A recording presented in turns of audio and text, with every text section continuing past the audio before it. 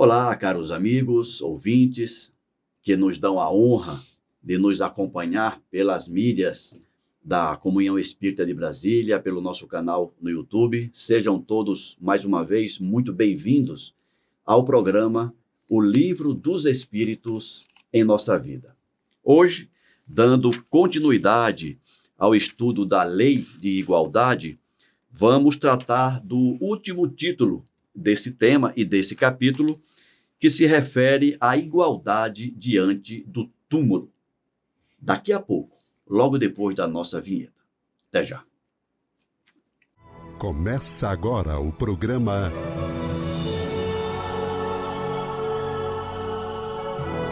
O Livro dos Espíritos em Nossa Vida. Caro amigo Alcir Almeida, seja bem-vindo, meu amigo. Obrigado, Ricardo. Obrigado a cada um de vocês que nos acompanham pelas mídias sociais da Comunhão Espírita de Brasília. É uma satisfação, é uma alegria e é uma honra muito grande. E hoje, Ricardo, eu não sei se você tomou conhecimento da besteira que eu fiz um programa aí anterior. Qual foi a besteira que você fez? Esse negócio de puxar de memória é uma coisa muito perigosa. Eu troquei as bolas no nome. Existe um autor americano cujo nome é Dale Carnegie. Como Fazer Amigos e Influenciar Pessoas é uma das obras dele mais conhecidas. E tem um outro americano cujo nome era Andrew Carnegie, que era quem eu queria fazer referência há uns 2, 3 programas atrás, que é uma pessoa que era um industrial muito rigoroso, muito forte, mas que mais para o final da vida ele se tornou um benemérito e aproveitou a fortuna dele para construir bibliotecas, para espalhar a cultura e tornou isso o objetivo da vida dele. Aliás, ele cunhou uma frase interessantíssima, né? Morrer rico, viver rico, tudo bem, mas morrer rico é a completa falta de consciência, né? Mas eu queria fazer essa correção. No programa em que eu citei Dale Carnegie como um exemplo de bom uso da riqueza, não é Dale Carnegie. Escreve Dale Carnegie. Não é o Dale, é o Andrew Carnegie. Como são duas figuras conhecidíssimas, pelo menos para mim, eu troquei as bolas e onde eu deveria falar Andrew, eu falei Dale. Peço desculpas. Feitas essas desculpas, eu continuo honrado em merecer a atenção de vocês. Espero que vocês me desculpem. Forte abraço. Eu acho que não tenho que desculpar, Almeida. Eu que me sinto honrado em você perceber o equívoco e corrigir. Foi algum irmãozinho aí que avisou, e eu agradeço o irmãozinho que me avisou. E como eu costumo dizer sempre, só não erra quem não faz nada. Que não faz nada. Que já errou. Já está errando por não fazer nada.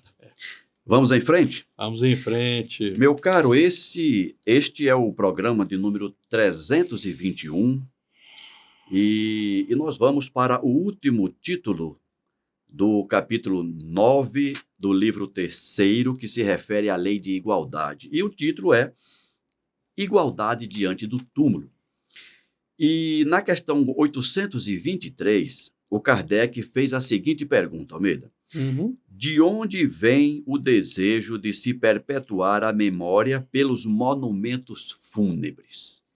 De onde é que vem essa ideia de a gente querer perpetuar a ideia do Andrew Carnegie, por exemplo, construindo um túmulo diferente de todos os demais? Um monumento. Né? Eu não sei como é que é o túmulo do Andrew Carnegie, tá? Que seja, né, de outro, eu não sei como é que é o túmulo dele, não tenho ideia. Enfim, mas alguém que mereça ser lembrado, vamos diferenciá-lo no túmulo. É no túmulo, meu pai do céu. Aí eu fico lembrando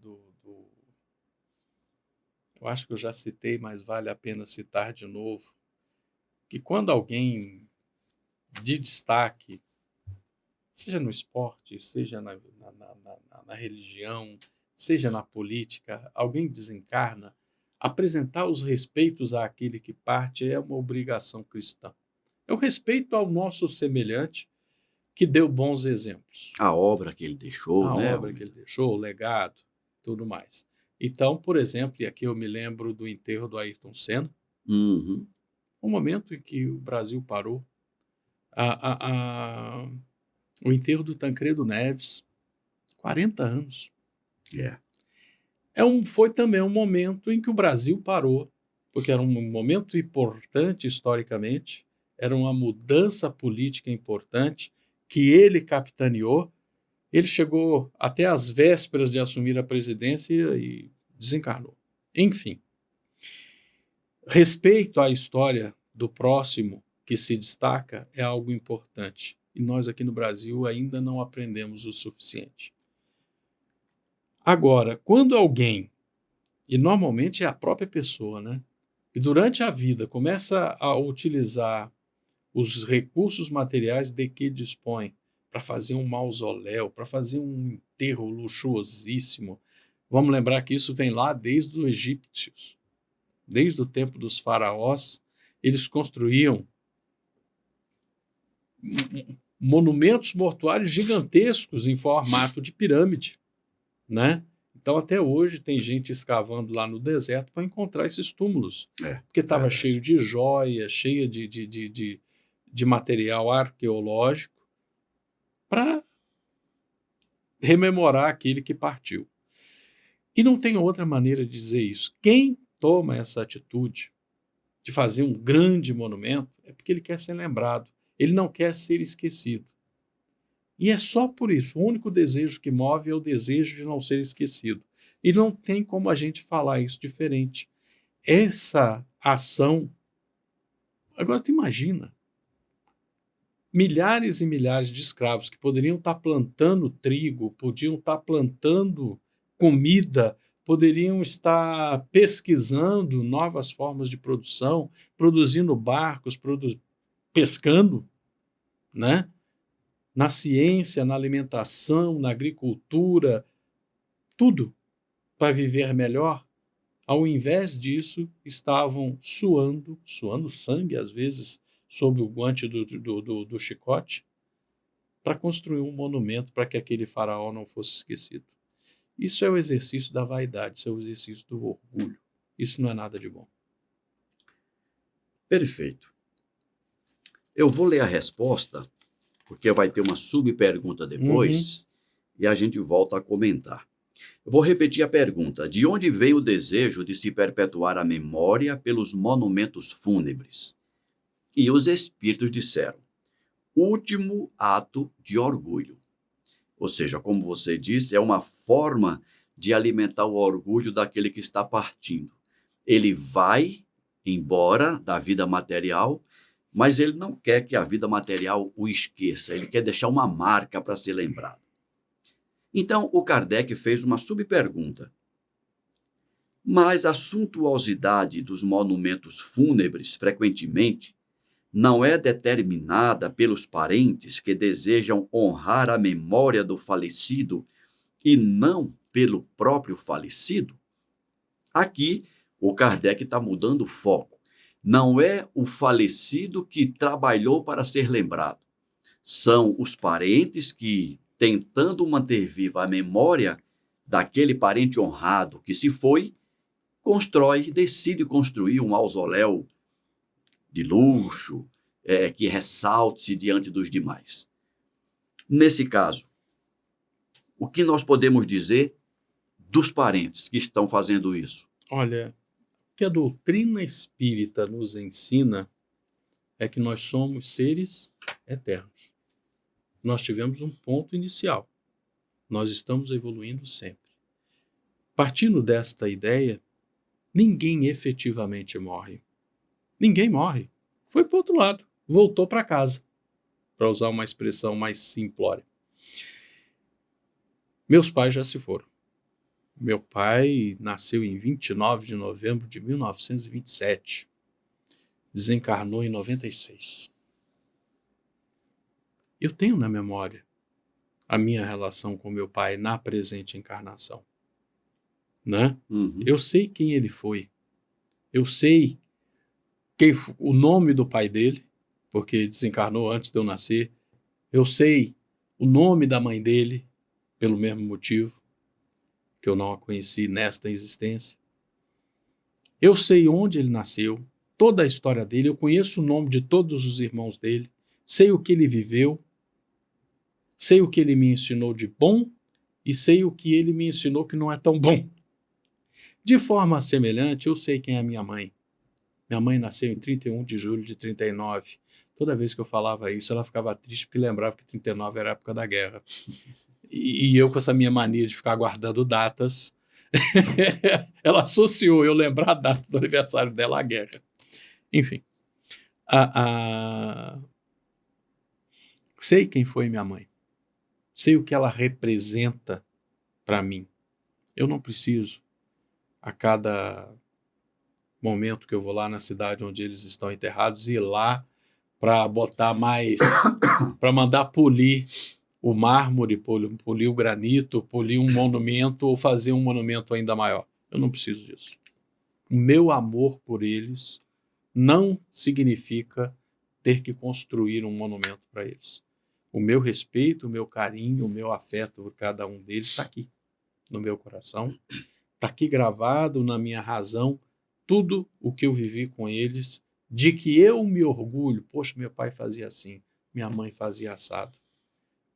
Os bons exemplos que recebi do meu pai foram esses. Os bons exemplos que eu recebi da minha mãe são esses.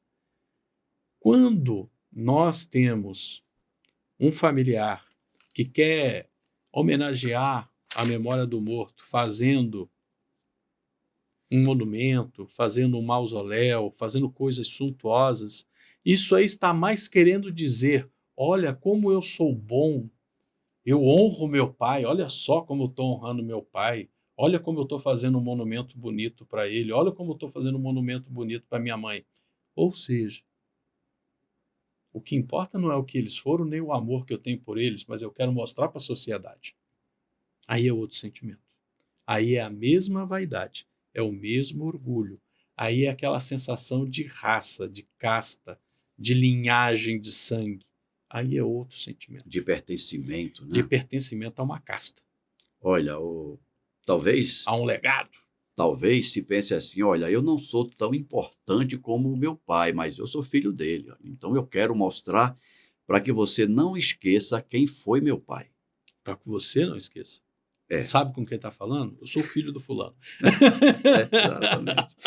Nós não estamos dizendo que todos pensam assim. A gente está aqui sugerindo uma possibilidade. Nós estamos sugerindo as possibilidades. E normalmente, quando a gente vê grandes monumentos num cemitério, aquele grande monumento está atendendo mais ao empreiteiro que quer ganhar dinheiro, e ele tem direito de fazer a vida dele dessa maneira, né? Mas ele ganha dinheiro fazendo grandes monumentos. Então, não é para demonstrar amor, nem respeito, nem nada, é para ganhar dinheiro que ele está fazendo aquilo. E o que eu estou dizendo aqui é que um filho, uma filha que normalmente está gastando os seus meios materiais para fazer suntuosos mausoléus, está mais preocupado com demonstrar para a sociedade alguma coisa do que realmente vivenciar um sentimento de amor filial. Porque esse sentimento de amor filial, como você falou na introdução do seu comentário, é uma coisa de foro íntimo, né? Está em você, está em mim, numa relação de lembrança com o ente querido que se foi, independente de ser pai ou mãe, etc. Dificilmente uma representação material do meu sentimento vai ser mais importante para quem foi do que o próprio sentimento. E é aquela coisa... A não ser que aquele que se foi seja tão orgulhoso quanto que esteja fazendo, né? Aí é complicado. Aí complica tudo. E se sinta bem do outro lado em olhar e ver: olha como o meu mausoléu é bonito, é maior do que o outro. Aí está ligado na mesma vibração.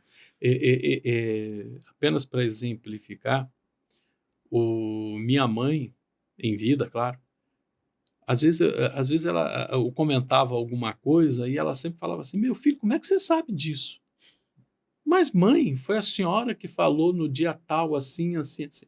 No final, mais para o final da vida dela, eu tinha mais domínio do que ela viveu do que ela. Ela tinha coisa que ela não lembrava e eu falava, não, mãe, mas a senhora me disse que foi assim, assim, assim. Aí ela, realmente, meu filho, você tem razão. Então, as coisas que ela vivenciou quando ela era mocinha, quando ela era jovem, quais foram os empregos que ela teve, onde ela trabalhou, onde ela deixou de trabalhar, lá na pequena Miraí, eu tenho todas as histórias na cabeça. E, como diz o outro, como somos espíritas, faz parte do meu eu saber essa história. Isso vai viver comigo e vai morrer comigo. É verdade. Essa é a minha maneira de homenagear minha mãe e homenagear meu pai, né? Eu sei quem é meu pai, quem é porque ele não morreu. Eu sei quem é meu avô, Henrique Martins de Almeida. Eu sei quem é Manuel Antônio Lima Rodrigues, que foi meu bisavô, e Antônio Manuel Lima Rodrigues, que foi meu tata. Olha aí. E eu sei quem são eles, né? Eu não sei o nome da minha bisavó e da minha tata, simplesmente porque nunca me disseram o nome delas.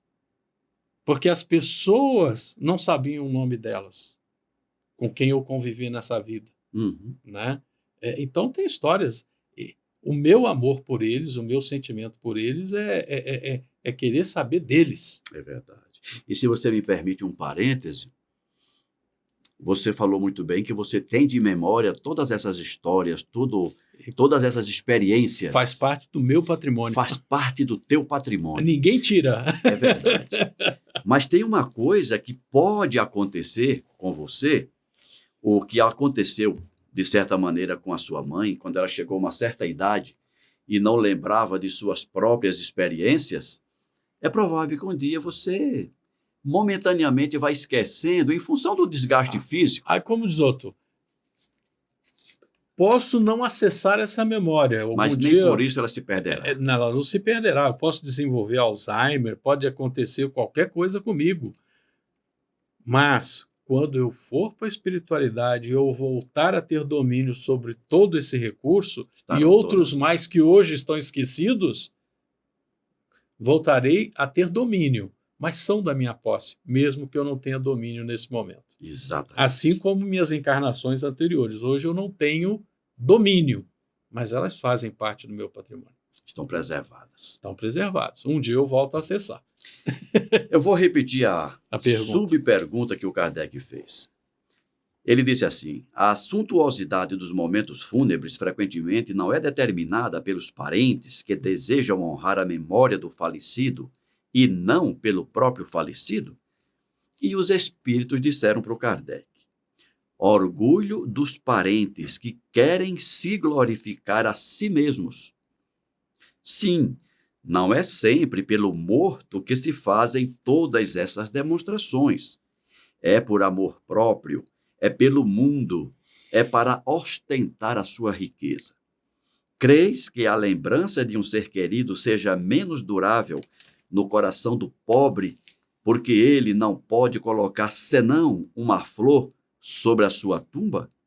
Creis que o mármore salva do esquecimento aquele que foi inútil sobre a terra? Interessante, né? Pois é. Esquecido não está aquele que tem alguém que o ame. Para dizer o mínimo. Não podemos dizer de forma diferente. Você pode construir um mausoléu enorme e dentro de você, em seu sentimento, não tem mais nada. E agora nós vamos para a última pergunta deste capítulo, Almeida. Vamos para a questão 824, quando o Kardec perguntou assim: reprovais de maneira absoluta a pompa dos funerais? Ou seja, Kardec está dizendo: olha, já que vocês estão dizendo para os espíritos que ostentar dessa maneira, com mausoléus, com catacumbas luxuosas, tudo isso é orgulho e vaidade, vocês também estão reprovando a pompa dos funerais? Olha, não, de forma alguma. História é história. Nós estamos em Brasília. Quem conhece Brasília sabe da existência do Memorial JK. Bem lembrado. Eu já tive a oportunidade de ir lá 3 vezes e cada vez que eu vou lá é um pouco mais que eu aprendo. Mais do que a história do JK é a história de Brasília. É a história da cidade que eu conheci em 1973. Me permita, JK Juscelino Kubitschek. com a possibilidade de alguém não saber de quem se trata, Juscelino Kubitschek. Juscelino Kubitschek, presidente do Brasil de 1957 a 1960. Isso. Caramba, quando a gente para pensar, e eu vou lá no JK, já fui umas 3 vezes, cada vez que eu vou lá, mais do que conhecer a história de Juscelino Kubitschek, é conhecer a história de Brasília, a cidade que eu escolhi para viver. Né?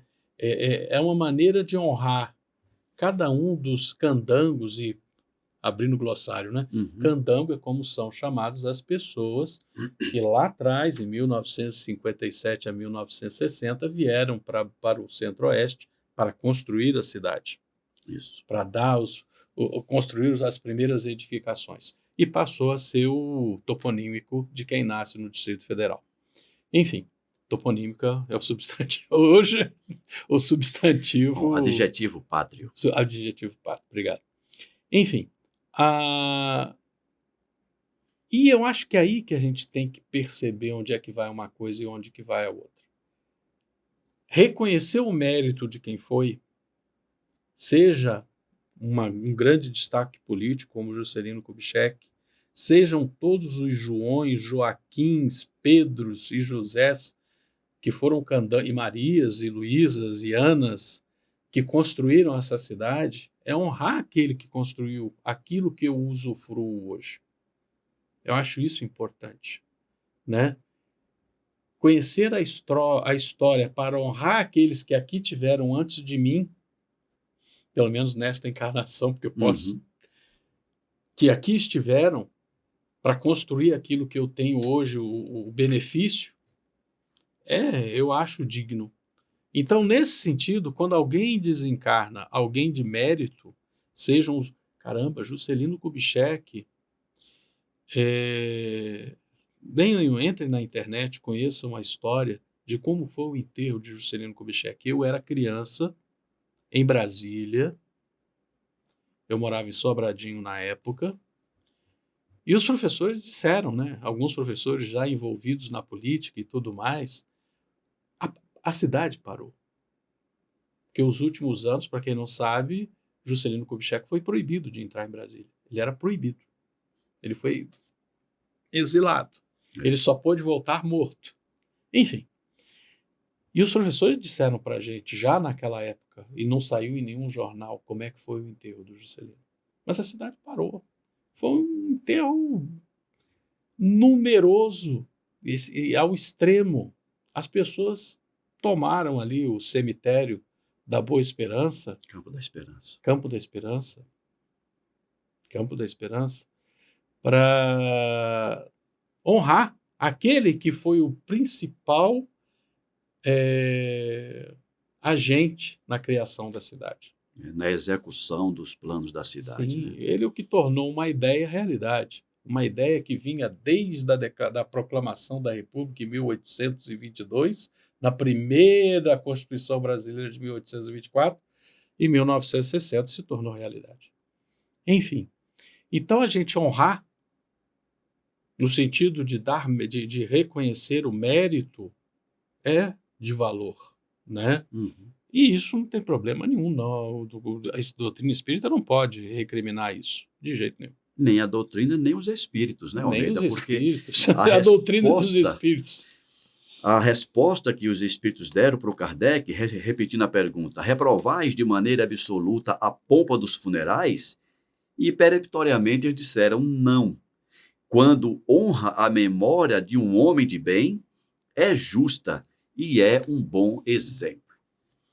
E tem um comentário. Dessa resposta dos espíritos, o Kardec fez um comentário, e no comentário o Kardec disse assim: o túmulo é o local de encontro de todos os homens. Ali terminam implacavelmente todas as distinções humanas. É em vão que o rico quer perpetuar sua memória por monumentos faustosos. O tempo os destruirá como ao corpo, pois assim quer a natureza. A lembrança de suas boas e de suas más ações será menos perecível que seu túmulo. A pompa de seus funerais não o lavará de suas torpezas e nem o fará subir em degrau na hierarquia espiritual. E aqui nós encerramos o estudo sobre a lei de igualdade, Almeida. O nosso tempo está se esgotando. No próximo programa, nós vamos iniciar o capítulo 10 do livro 3º, falando da lei de liberdade. Aí nós vamos falar da liberdade natural, da escravidão, liberdade de pensar, liberdade de consciência, livre-arbítrio e outras coisas mais dentro dessa temática. Liberdade, liberdade, abre as asas sobre nós. E que a voz da igualdade seja sempre a nossa voz. A nossa voz. Meu amigo, muito obrigado mais uma vez e até o próximo programa. Até o próximo programa, Ricardo. Até o próximo programa, cada um de vocês que nos acompanham. Um forte abraço. Se gostaram, deem o like, divulguem, encaminhem para os seus amigos, para os seus parentes, se vocês gostam, né? Se não gostaram, deem o dislike e digam o que não gostaram do programa. O programa é de vocês. Forte abraço. Tchau, tchau.